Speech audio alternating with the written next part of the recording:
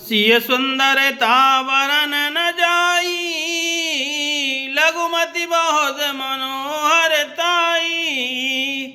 आवत देखी वरातिन सीता, रूप राशि सब भांति पुनीता।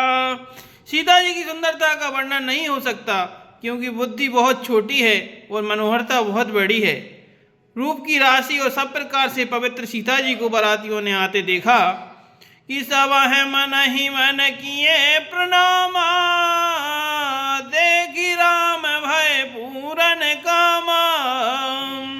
हर से दशरथ सुतन समेता, कहीं न जाए और आनंद जेता। सभी ने उन्हें मन ही मन प्रणाम किया। श्री रामचंद्र जी को देखकर तो सभी पूर्ण काम अर्थात कृतकृत्य हो गए। राजा दशरथ जी पुत्रों सहित हर्षित हुए। उनके हृदय में जितना आनंद था वह कहा नहीं जा सकता। कि सुर प्रणाम कर बरसाए फूला, मुनियासी से धुनि मंगल मूला। गान निशान कोलाहल भारी, प्रेम प्रमोद मगन नर नारी। देवता प्रणाम करके फूल बरसा रहे हैं। मंगलों की मूल मुनियों के आशीर्वादों की ध्वनि हो रही है और गानों और नगाड़ों के शब्द से बड़ा शोर मच रहा है। सभी नर नारी प्रेम और आनंद में मग्न हैं। कि यही विधि सीय मंडप ही आई, प्रमोदित शांति पड़ा है मुनि राई। तही अवसर कर विधि व्यवहारू, दोहों कुल गुर सब कीने आचारू। इस प्रकार सीता जी मंडप में आई। मुनिराज बहुत ही आनंदित होकर शांति पाठ पढ़ रहे हैं। उस अवसर की सब रीति व्यवहार और कुलाचार दोनों कुलगुरुओं ने किए। कि आचारु करे गुर गौर गणपति, मुदित विप्र पूजा वही। सुर प्रगति पूजा ले देह, आशीष अति सुख पावही। मधुपर के मंगल द्रव्य जो जहि समय, मुनि मन महु चहे। मरे कनक को पर कलश सो, तब लियहि पर चारक रहे। कुलाचार करके गुरुजी प्रसन्न होकर गौरी जी, गणेश जी और ब्राह्मणों की पूजा करा रहे हैं, अथवा ब्राह्मणों के द्वारा गौरी और गणेश की पूजा करवा रहे हैं। देवता प्रकट होकर पूजा ग्रहण करते हैं, आशीर्वाद देते हैं और अत्यंत सुख पा रहे हैं। मधुपर्क आदि जिस किसी भी मांगलिक पदार्थ की मुनि जिस समय भी मन में चाह मात्र करते हैं, सेवक गण उसी समय सोने की परातों में और कलशों में भरकर उन पदार्थों को लिए तैयार रहते हैं। कि कुल रीति प्रीति समेत रवि कही देत, सब सादर कियो। यही भांति देव पुजाए, सीता सुभग सिंहासन दियो। सिय राम अवलोकन परस पर, प्रेम काहू न लख परे। मन बुद्धि बरवानी अगोचर, प्रगट कवि कैसे करें। स्वयं सूर्यदेव प्रेम सहित अपने कुल की सब रीतियां बता देते हैं और वे सब आदर पूर्वक की जा रही हैं। इस प्रकार देवताओं की पूजा करके मुनियों ने सीता जी को सुंदर सिंहासन दिया। श्री सीता जी और श्री राम जी का आपस में एक दूसरे को देखना तथा उनका परस्पर का प्रेम किसी को लख नहीं पड़ रहा है। जो बात श्रेष्ठ मन, बुद्धि और वाणी से भी परे है, उसे कभी क्यों कहकर प्रकट करे।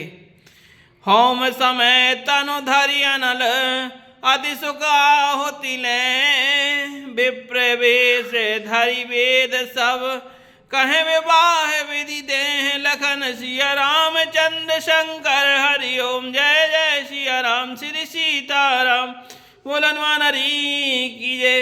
हवन के समय अग्निदेव शरीर धारण करके बड़े ही सुख से आहुति ग्रहण करते हैं और सारे वेद ब्राह्मण का वेश धरकर विवाह की विधियां बताए देते हैं। कि जनक पाट महिषी जग जानी, सिय मातु किमि जाए बखानी। सुजस सुखत सुख सुंदरताई, सब समेट विधि रची बनाई। जनक जी की जग दुख्यात पटरानी और सीता जी की माता का बखान हो बखान तो हो ही कैसे सकता है। सोया सुकृत अर्थात पुण्य, सुख और सुंदरता सबको बटोर कर विधाता ने उन्हें संवार कर तैयार किया है। कि समय हो जान मुनि बरन बुलाई, सुनत सुहासिनी सादर ल्याई। जनक बाम दिशि सोह सुनैना, हिमगिरि संग बनी जनु मैना। समय जानकर श्रेष्ठ मुनियों ने उनको बुलवाया। यह सुनते ही सुहागिनी स्त्रियां उन्हें आदर पूर्वक ले आई। सुनैना जी अर्थात जनक जी की पटरानी जनक जी की बाईं ओर ऐसे सो रही हैं मानो हिमाचल के साथ मैना जी शोभित हों। कि कनक कलश मणि को पररूरे, सुचि सुगंध मंगल जल पूरे। निज कर मुदित राय अरुरानी, धरे राम के आगे आनी। पवित्र सुगंधित और मंगल जल से भरे सोने के कलश और मणियों की सुंदर परातें राजा और रानी ने आनंदित होकर अपने हाथों से लाकर श्री राम जी के चंद्र जी के आगे रखी। कि पढ़े वेद मुनि मंगल बानी, गगन सुमन झरि अवसर जानी। बरुवे लोक दंपति अनुरागे, पाए पुनीत पखारन लागे। मुनि मंगलवाणी से वेद पढ़ रहे हैं। सुअवसर जानकर आकाश से फूलों की झड़ी लग गई है। दूल्हों को देखकर राजा रानी प्रेम मग्न हो गए और उनके पवित्र चरणों को पखारने लगे। कि लागे पखारन पाए पंकज, प्रेम तन पुलकावली।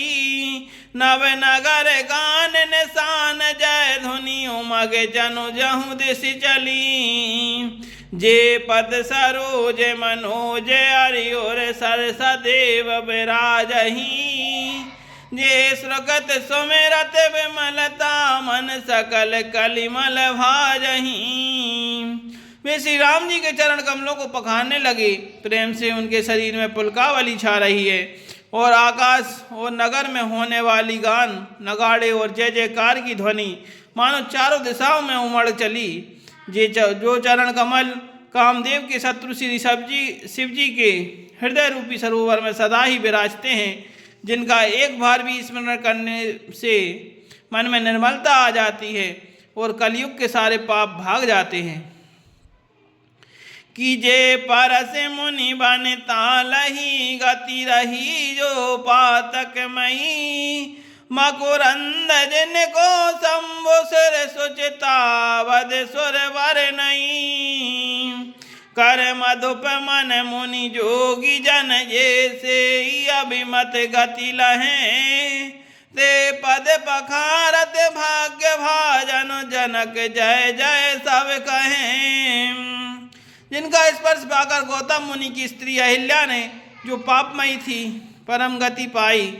जिन चरण कमलों का मकरंद रस अर्थात गंगा जी शिव जी के मस्तक पर विराजमान हैं, जिसको देवता पवित्रता की सीमा बताते हैं। मुनि और योगी जन अपने मन को भौरा बनाकर जिन चरण कमलों का सेवन करके मनोवांछित गति प्राप्त करते हैं, उन्हीं चरणों को भाग्य के पात्र बड़भागी जनक जी धो रहे हैं। और यह देखकर सब जय जयकार कर रहे हैं।